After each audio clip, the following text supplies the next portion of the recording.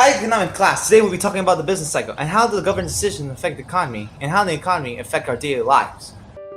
The United States has a mixed economy with free enterprise system and a socialist economic system that balances the competition, prices, and market control between businesses, corporations, and organizations. The business cycle is basically the overview status of the economy and GDP growth rate. The business cycle affects everyone from the busy banker to a simple low-wage kitchen cook. It is made by 5 stages: recession, episodic trial, recovery, economical expansion, and a period peak. Recession is the period of slowing down the economy and also is the turnout for the national output. When it ends to a certain point, it becomes a trial and it leads to the recovery time, which it helps the economy to recover its strength and expands the growth of great progress. The growth rate starts to rise until it hits the peak, which is a state unreasonable volatility.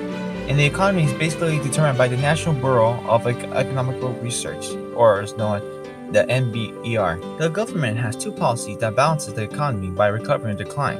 It is the involvement of the American government regarding spending and taxes. The 2 policies that the federal government uses are fiscal policy and monetary policy. The government spending uses fiscal policy to increase spending for goods and services to increase the growth rate of the economy, and the passing taxes are used to stimulate the economic growth. If the government spending is speeding, the government decreases spending by increasing the interest rates to slow down the growth rate and increase taxes. Monetary policy is the decisions of the government regarding the money supply and interest rates. The monetary supply is used and determined by the Federal Reserve and is the central bank of the United States. The Federal Reserve's primary tool is from the increasing or decreasing the money supply of the economy.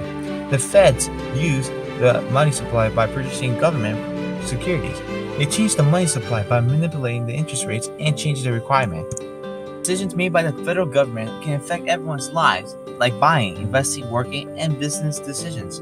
It would be wise to get refinanced because of the low interest rates. During expansion, it is best to start a business or stock up inventory if you're already on business to attract people to spend in your business. The business cycle is natural in a free market economy.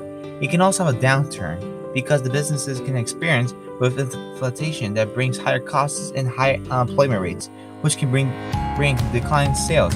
The impact that the business cycle has on my part-time job is that it can be affected by the business because the business that I work in is impacted by the economy and the market system. It could be in a recession, which can force my supervisors to let me go.